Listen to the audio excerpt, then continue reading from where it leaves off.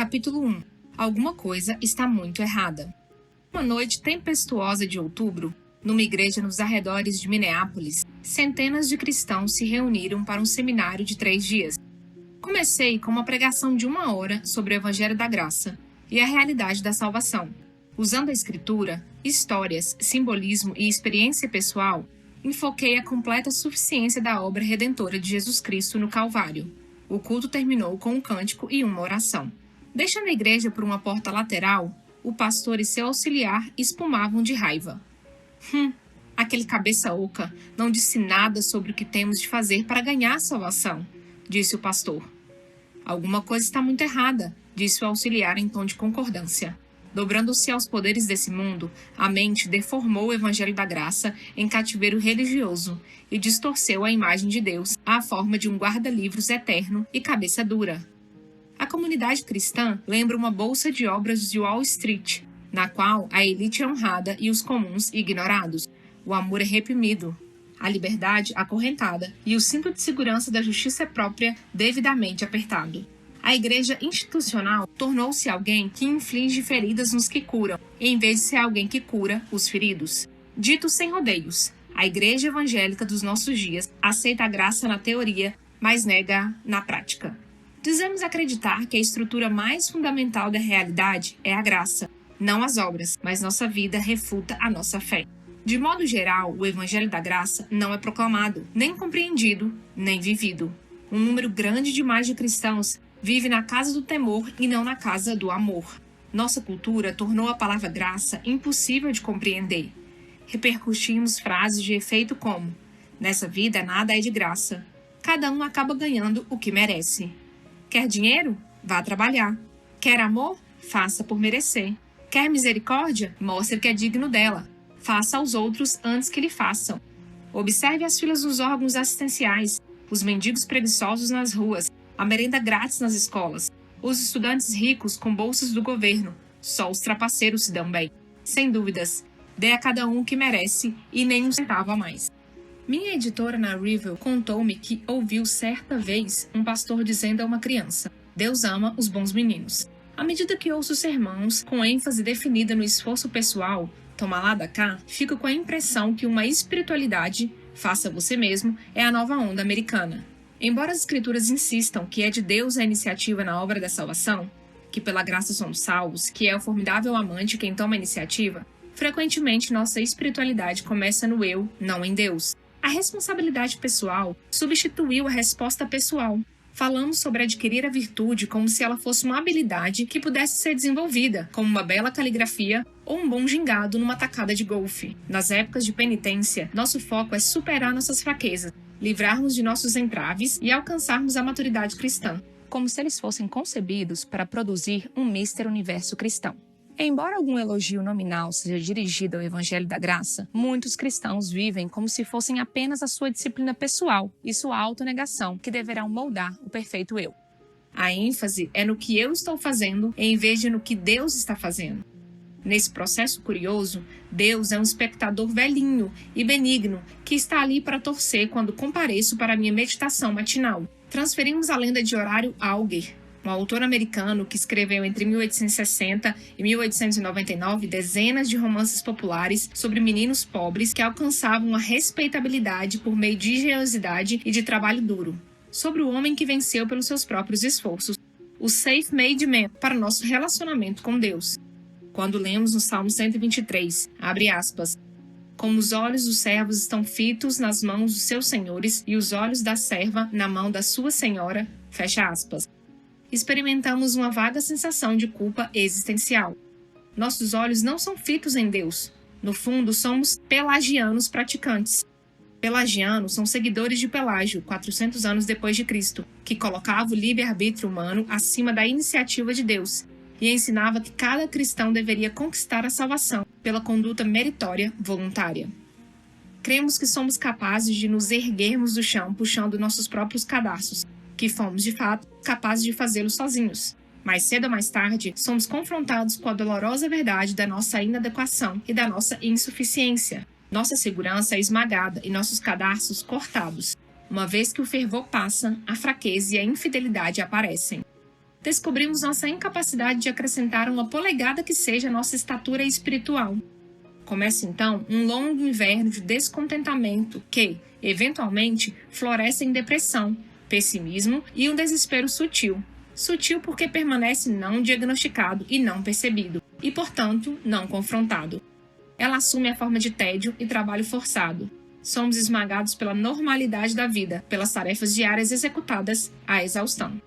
Secretamente, admitimos que o chamado de Jesus é exigente demais, que a entrega ao Espírito Santo está além do nosso alcance. Passamos a agir como todo mundo. A vida assume uma qualidade vazia e desprovida de contentamento. Começamos a lembrar o personagem principal na peça de Eugene O'Neill, o grande Deus Brown. Abre aspas. Por que tenho medo de dançar? Eu que amo a música e o ritmo, e a graça e a canção e o riso? Por que tenho medo de viver? Eu que amo a vida e a beleza da carne, e as cores vivas da terra, e o céu e o mar? Por que tenho medo de amar? Eu que amo o amor? Fecha aspas. Algo está muito errado. Nosso afã de impressionar a Deus, nossa luta pelos méritos de estrelas douradas, nossa afobação por tentar consertar a nós mesmos, ao mesmo tempo em que escondemos nossa mesquinharia e chafundarmos na culpa, são repugnantes para Deus e uma negação aberta do Evangelho da Graça. Nossa abordagem de vida cristã é tão absurda quanto o jovem que, depois de receber a sua licença de encanador, foi levado para ver as cataratas do Niágara. Ele estudou-as por um minuto e depois disse, abre aspas, acho que tenho como consertar isso, fecha aspas. A palavra graça, em si, tornou-se banal e desgastada pelo mau uso e pelo uso em excesso. Ela não mexe conosco da mesma forma que mexia com nossos ancestrais cristãos. Em alguns países europeus, certos oficiais eclesiásticos de alto escalão são ainda chamados de sua graça. Jornalistas esportivos falam da graça fluente de Michael Jordan, e já foi dito do empreendedor Donald Trump que ele carece de graça. Surge um novo perfume com um rótulo graça, e um boletim de estudante é chamado de desgraça. A palavra perdeu seu poder criativo latente. Fyodor Dostoiévski capturou o choque e o escândalo do Evangelho da Graça quando escreveu, abre aspas, no último julgamento Cristo nos dirá, vinde, vós também, vinde, bêbados, vinde, vacilantes, vinde, filhos do opróbrio, e dir-nos-á, sereis vis, vós que sois a imagem da besta e trazem a sua marca, vinde, porém, da mesma forma, vós também. E os sábios e prudentes dirão, Senhor, por que os acolhes? E ele lhe dirá, se os acolho, homens sábios, se os acolho, homens prudentes, é porque nenhum deles foi jamais julgado digno. E ele estenderá os seus braços, e cairemos a seus pés, e choraremos, e soluçaremos. E então compreenderemos tudo. Compreenderemos o Evangelho da Graça. Senhor, venha o teu reino. Fecha aspas. Creio que a reforma realmente começou no dia em que Martim Lutero orou sobre o significado das palavras de Paulo em Romanos 1,17. Abre aspas. Visto que a justiça de Deus se revela no Evangelho, de fé em fé, como está escrito, o justo viverá por fé. Fecha aspas. Como muitos cristãos dos nossos dias, Lutero se debatia noite adentro com a questão fundamental. De que forma o Evangelho de Cristo podia ser realmente chamado de Boa Nova, se Deus é um juiz justo que retribui aos bons e pune os severos? Será que Jesus veio realmente revelar essa terrível mensagem? De que forma a revelação de Deus em Cristo Jesus podia ser acuradamente chamada de nova, já que o Antigo Testamento defendia o mesmo tema, ou de boa, com a ameaça de punição suspensa como uma nuvem escura sobre o vale da história? Porém, como observa Jaroslav Pelikan, abre aspas, Lutero repentinamente chegou à percepção de que a justiça de Deus, da qual Paulo falava nessa passagem, não era a justiça pela qual Deus era justo em si mesmo, que seria uma forma passiva de justiça, mas a justiça pela qual, por causa de Jesus Cristo, Deus tornou justos os pecadores, isto é, justiça ativa, por meio do perdão dos pecados e a justificação. Quando Lutero descobriu isso, afirmou que os próprios portões do paraíso haviam se aberto para ele, fecha aspas. Que verdade atordoante! Justificação pela graça mediante a fé. É a frase erudita dos teólogos para o que Chesterton chamou certa vez de amor selvagem de Deus. Ele não é instável nem caprichoso, não conhece épocas de mudanças. Deus tem um único posicionamento inflexível com relação a nós. Ele nos ama. Ele é o único Deus jamais conhecido pelo homem que ama os pecadores. Falsos deuses, criados pelos homens, desprezam os pecadores. Mas o Pai de Jesus ama todos. não importa o que façam. Isso é naturalmente incrível demais para aceitar. No entanto, a afirmação central da reforma permanece. Não por qualquer mérito nosso, mas pela sua bondade, tivemos nosso relacionamento restaurado com Deus por meio da vida, da morte e da ressurreição de seu Filho amado. Essa é a boa nova do Evangelho da Graça. Com sua característica joie de vivre, Robert Capon coloca da seguinte forma, abre aspas, a reforma foi uma ocasião em que os homens ficaram cegos, embriagados por descobrir, no porão empoeirado do medievalismo tardio, uma adega repleta de graça envelhecida 1500 anos, com teor alcoólico 100%, garrafa após garrafa de pura escritura destilada, um gole da qual bastava para convencer qualquer um de que Deus nos salva sem precisar de ajuda. A palavra do Evangelho, depois de todos aqueles séculos de tentar elevar-se ao céu, preocupando-se com a perfeição de seus cadastros, tornou-se repentinamente um anúncio direto de que os salvos já estavam em casa, mesmo antes de começarem. A graça deve ser bebida pura, sem água, sem gelo e seguramente sem água tônica. Não se permite que nem bondade, nem maldade, nem as flores que desabrocham na primavera da superespiritualidade entrem no preparado. Fecha aspas. Mateus 9, de 9 a 13, captura um adorável vislumbre do Evangelho da Graça. Jesus saiu dali e, no caminho, viu um cobrador de impostos, chamado Mateus, sentado no lugar onde os impostos eram pagos. Jesus lhe disse, venha comigo. Mateus se levantou e foi com ele. Mais tarde, enquanto Jesus estava jantando na casa de Mateus, muitos cobradores de impostos e outras pessoas de má fama chegaram e sentaram-se à mesa com Jesus e os seus discípulos. Alguns fariseus viram isso e perguntaram aos discípulos, por que é que o mestre de vocês come com os cobradores de impostos e com outras pessoas de má fama? Jesus ouviu a pergunta e respondeu, os que têm saúde não precisam de médico, mas sim os doentes. Vão e procurem entender o que quer dizer esse trecho das Escrituras Sagradas. Eu quero que as pessoas sejam bondosas e não que me ofereçam sacrifícios de animais, porque eu vim para chamar os pecadores e não os bons. Eis aqui uma revelação fulgurante como a estrela da manhã. Jesus veio para os pecadores, para aqueles tão marginalizados quanto cobradores de impostos, e para os enredados em escolhas sórdidas e sonhos desfeitos. Ele vem para executivos de corporações, sem teto, superastros, fazendeiros, prostitutas, viciados, fiscais do imposto de renda, vítimas da AIDS e até mesmo vendedores de carros usados. Jesus não apenas conversa com essa gente, mas janta com eles. Plenamente consciente de que a sua comunhão à mesa com pecadores fará erguer as sobrancelhas dos burocratas religiosos que ostentam seus paramentos e a insígnia da sua autoridade para justificar a sua condenação à verdade e a sua rejeição ao Evangelho da Graça. Essa passagem deveria ser lida, relida e memorizada. Toda geração cristã tenta minimizar o cegante fulgor do seu significado, porque o Evangelho fica parecendo bom demais para ser verdade. Pensamos que a salvação pertence aos descendentes e piedosos, aqueles que permanecem a uma distância segura dos becos da existência, cacarejando seu julgamento sobre aqueles que a vida maculou. Em nome da graça, qual tem sido o veredicto da comunidade cristã sobre a vida maculada do falecido Rock Hudson? A revelação, apesar dos 4,5 milhões de dólares que ficaram para seu amante Mark Christian, de que ele chamou um sacerdote no seu leito de morte, confessou seus pecados e clamou a Deus por perdão? Jesus, que perdoou os pecados do paralítico, reivindicando dessa forma a autoridade divina, anunciou que convidou pecadores e não os de justiça própria para sua mesa. O verbo grego usado aqui, kalein, tem o sentido de chamar um convidado honrado para jantar. Jesus afirma, com efeito, que o reino de seu Pai não é uma subdivisão para os justos, nem para os que sentem possuir o segredo de estado da salvação. O reino não é um condomínio fechado elegante, com regras snobs a respeito de quem pode viver ali dentro. Não, ele é para um elenco mais numeroso de pessoas, mais rústico e menos exigente, que compreendem que são pecadores, pois já experimentaram o efeito nauseante da luta moral.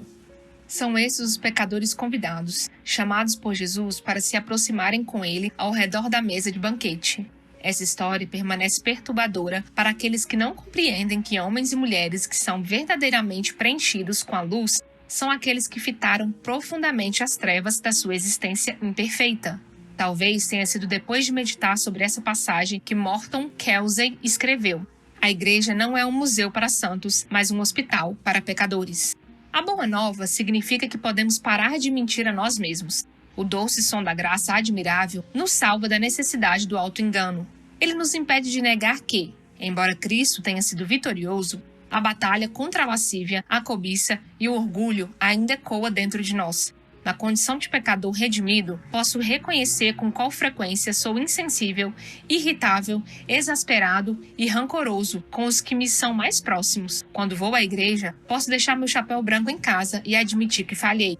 Deus não apenas me ama como eu sou, mas também me conhece como sou. Por causa disso, não preciso aplicar maquiagem espiritual para fazer-me aceitável diante dele.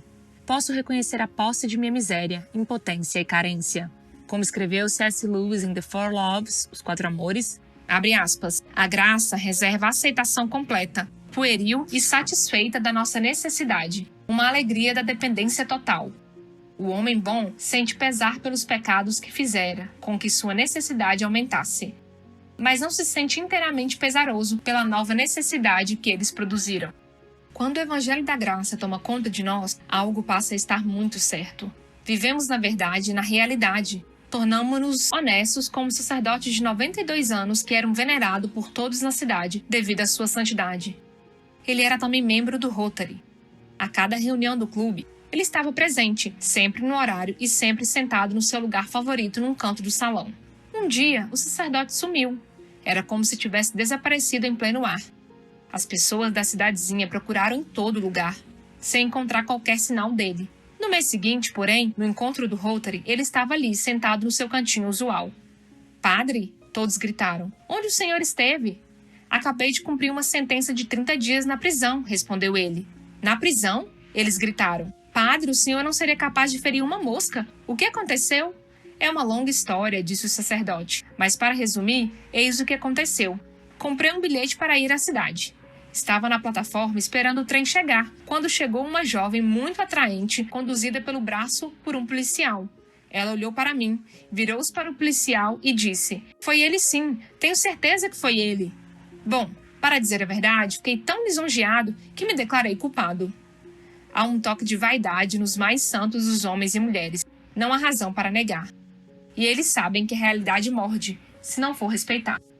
Quando sou honesto, admito que sou um amontoado de paradoxos. Creio e duvido. Tenho esperança e sinto-me desencorajado. Amo e odeio. Sinto-me mal quando me sinto bem. Sinto-me culpado por não me sentir culpado. Sou confiante e desconfiado. Honesto e ainda assim insincero. Aristóteles diz que sou um animal racional. Eu diria que sou um anjo com incrível potencial para cerveja. Viver pela graça significa reconhecer toda a história da minha vida, o lado bom e o ruim. Ao admitir o meu lado escuro, aprendo quem sou e o que a graça de Deus significa. Como colocou Thomas Merton, abre aspas, um santo não é alguém bom, mas alguém que experimenta a bondade de Deus, fecha aspas. O Evangelho da Graça nulifica nossa adulação aos televangelistas, superastros, carismáticos e heróis da igreja local. Ele oblitera a teoria de duas classes de cidadania que opera em muitas igrejas americanas. Pois a graça proclama a assombrosa verdade de que tudo é de presente. Tudo de bom é nosso, não por direito, mas meramente pela liberalidade de um Deus gracioso. Embora haja muito que podemos ter feito por merecer, nosso diploma e nosso salário, nossa casa e nosso jardim, uma garrafa de boa cerveja e uma noite de sono caprichada, tudo é possível apenas porque nos foi dado tanto, a própria vida. Olhos para ver e mãos para tocar, mente para formar ideias e coração para bater com amor. A nós foram-nos dados Deus em nossa alma e Cristo em nossa carne. Temos o poder de crer quando outros negam, de ter esperança quando outros desesperam, de amar quando outros ferem. Isso e muito mais é pura e simplesmente de presente. Não é recompensa a nossa fidelidade, a nossa disposição generosa, a nossa vida heróica de oração. Até mesmo nossa fidelidade é um presente. Se nos voltarmos para Deus, disse Agostinho, até mesmo isso é um presente. Minha consciência mais profunda a respeito de mim mesmo é de que sou profundamente amado por Jesus Cristo e não fiz nada para consegui-lo ou merecê-lo. No meu ministério como evangelista errante, tenho louvado determinados santos e cristãos contemporâneos.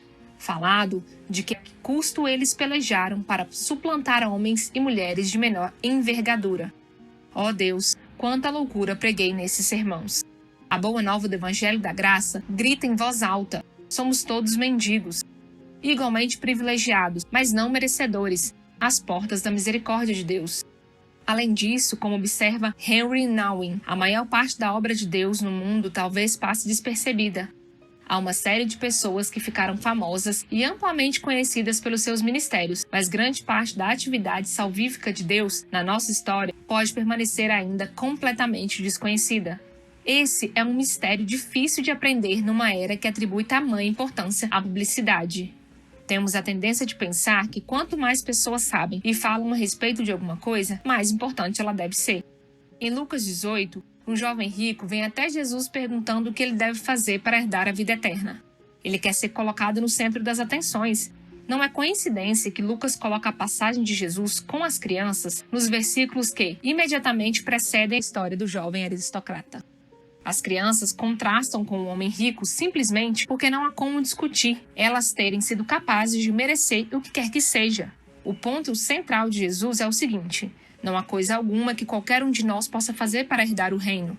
Devemos simplesmente recebê-lo como criancinhas, e criancinhas não fizeram ainda coisa alguma.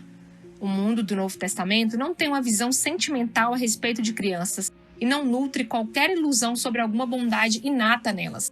Jesus não está sugerindo que o céu é um imenso playground. As crianças são nosso modelo porque não têm qualquer pretensão ao céu. Se estão mais próximas de Deus é porque são incompetentes, não porque são inocentes. Se recebem alguma coisa, tem de ser de presente. Paulo escreve em Efésios: porque pela graça sois salvos, mediante a fé. E isto não vem de vós, é dom de Deus, não de obras, para que ninguém se glorie. Efésios 2, 8 e 9. Se tomássemos hoje uma amostra aleatória de 1.000 cristãos americanos, a maioria definiria a fé como a crença na existência de Deus. Em tempos antigos, não se exigia fé para crer que Deus existe. Quase todo mundo aceitava-o com um ponto pacífico. Mas, corretamente, a fé dizer respeito ao relacionamento da pessoa com Deus. Se a pessoa confiava em Deus, a diferença entre fé como, abre aspas, a crença em algo que pode ou não existir, fecha aspas, e fé como, abre aspas, confiar em Deus, fecha aspas, é tremenda. A primeira é questão da mente, a segunda, do coração. A primeira pode nos deixar inalterado, a segunda, intrinsecamente, traz mudança. Essa é a fé descrita por Paul Tillich em sua famosa obra The Shaking of the Foundations. Abre aspas. A graça nos atinge quando estamos em grande dor e desassossego. Ela nos atinge quando andamos pelo vale sombrio da falta de significado e de uma vida vazia. Ela nos atinge quando, ano após ano, a perfeição, há muito esperada, não aparece. Quando as velhas compulsões reinam dentro de nós da mesma forma que tem feito há décadas. Quando o desespero destrói toda alegria e coragem. Algumas vezes, naquele momento, uma onda de luz penetra nossas trevas e é como se uma voz dissesse: você é aceito. Você é aceito. Aceito pelo que é maior do que você, o nome do qual você não conhece. Não pergunte pelo nome agora. Talvez você descubra mais tarde. Não tente fazer coisa alguma agora. Talvez mais tarde você faça bastante. Não busque nada, não realize nada, não planeje nada. Simplesmente aceite o fato de que você é aceito. Se isso acontece conosco, experimentamos a graça. Fecha aspas. E a graça diz em altos brados: você não é só um velho desiludido que vai morrer logo, uma mulher de meia-idade presa num emprego e querendo desesperadamente sair, um jovem sentindo esfriar o fogo do ventre. Você pode ser inseguro, inadequado, confuso ou barrigudo. A morte, o pânico, a depressão e a desilusão podem estar perto. Mas você não é só isso, você é aceito. Nunca confunda sua percepção de você mesmo com o mistério de que você é realmente aceito. Paulo escreve em 2 Coríntios 12, 9. Então ele me disse: a minha graça te basta, porque o poder se aperfeiçoa na fraqueza. De boa vontade, pois, mais me gloriarei nas fraquezas, para que sobre mim repouse o poder de Cristo. Quaisquer que sejam as nossas falhas, não precisamos baixar os olhos na presença de Jesus. Ao contrário de Quasimodo, o corcunda de Notre Dame, não precisamos esconder tudo o que é feio e repulsivo em nós. Jesus vem não para o superespiritual, mas para o vacilante e o enfraquecido, que sabem que não têm nada a oferecer e que não são orgulhosos demais para aceitar a esmola da graça admirável. Ao olharmos para cima, ficamos surpreendidos por encontrar os olhos de Jesus abertos em assombro, profundos em compreensão e gentis em compaixão. Algo está muito errado quando a igreja local rejeita a pessoa que Jesus aceita. quando uma sentença dura, censuradora e implacável é passada aos homossexuais, quando se proíbe um divorciado de participar da ceia, quando o batismo é legado ao filho de uma prostituta, quando se negam os sacramentos a um sacerdote readmitido no ministério depois de uma exclusão. Jesus vem para os profanos, até mesmo no domingo de manhã. A sua vinda dá um fim ao que é profano em nós e nos faz dignos. De outro modo, estamos estabelecendo no coração da cristandade uma preocupação completamente profana e indigna com as obras. Jesus sentava-se à mesa com qualquer um que queria estar presente, inclusive os que eram banidos das casas decentes. Compartilhando da refeição, eles recebiam consideração em vez da esperada condenação. Um perdão misericordioso em vez de um apressado veredicto de culpa. Graça admirável em vez de desgraça universal. Eis aqui uma demonstração muito prática da lei da graça, uma nova chance na vida. Qualquer igreja que não aceite que é formada por homens e mulheres pecaminosos e que existe para eles, rejeita implicitamente o evangelho da graça. Como diz Hans Kang, ela não merece nem a misericórdia de Deus, nem a confiança dos homens. A igreja deve estar constantemente consciente de que sua fé é fraca, seu conhecimento incompleto, sua profissão de fé hesitante, de que não há um único pecado ou falha do qual ela não seja de um modo ou de outro culpada. E embora seja verdade que a igreja deva sempre se dissociar do pecado, ela não pode jamais ostentar qualquer desculpa para manter qualquer pecador à distância. Se a igreja permanecer de modo farisaico, distante dos fracassados, das pessoas irreligiosas e imorais, não pode entrar justificada no reino de Deus. Se, porém, permanecer constantemente conscientizada de sua culpa e de seu pecado, pode viver em jubilosa consciência do seu perdão. A promessa dada a ela é que qualquer um que se humilhar será exaltado. Conta a história que um pecador notório foi excluído e proibido de entrar na igreja. Ele levou as suas dores a Deus. Eles não me deixam entrar, Senhor, porque sou um pecador. Do que é que você está reclamando? Deus perguntou. Eles também não me deixam entrar.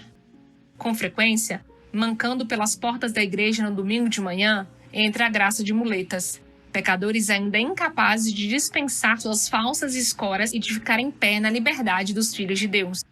Ainda assim, sua mera presença na igreja no domingo de manhã é uma vela bruxuleante que representa um desejo de manter contato com Deus. Apagar a vela é imergi-los no mundo de trevas espirituais.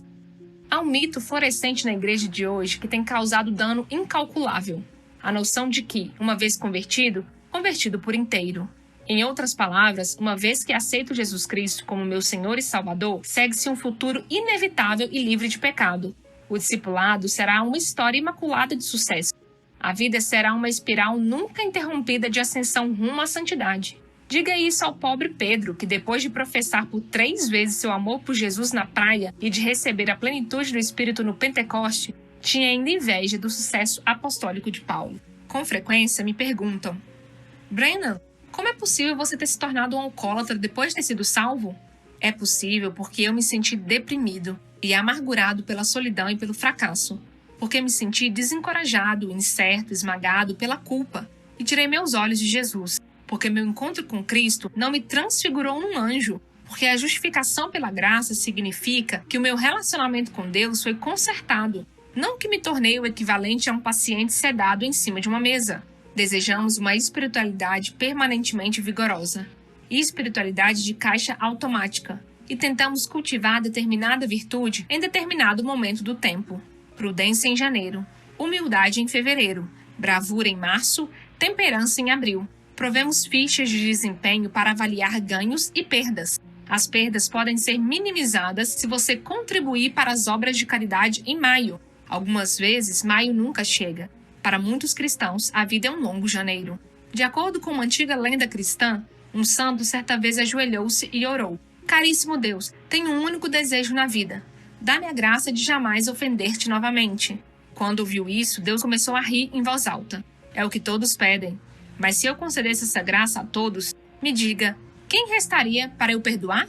Porque a salvação é pela graça por intermédio da fé. Creio que entre a incontável multidão em pé diante do trono e do Cordeiro, trajando vestes brancas e trazendo folhas de palmeira nas mãos, como está escrito em Apocalipse 7:9, verei uma prostituta do Kit Kat Ranch, em Carson City, Nevada. que com lágrimas nos olhos disse-me que não tinha sido capaz de encontrar outro emprego para sustentar seu filho de 2 anos e meio. Verei a mulher que fez um aborto e é assombrada pela culpa e pelo remorso, mas que fez o melhor que podia diante de alternativas cruéis. O homem de negócios assediado pelas dívidas, que vendeu sua integridade numa série de transações desesperadas. O clérigo, inseguro, viciado em aprovação, que nunca desafiou sua congregação do púlpito e ansiava por amor incondicional. O adolescente que foi molestado pelo próprio pai e agora vende seu corpo nas ruas e que, antes de dormir a cada noite depois de seu último michê, sussurra o nome do Deus desconhecido a respeito do qual ouviu na escola dominical. Aquela pessoa que por décadas comeu e se lambuzou, quebrou cada lei de Deus e dos homens, chafundou na lascívia e violentou a terra e converteu-se no seu leito de morte. Mas como? Perguntamos. A voz então diz: eles lavaram suas vestiduras e as alvejaram no sangue do Cordeiro.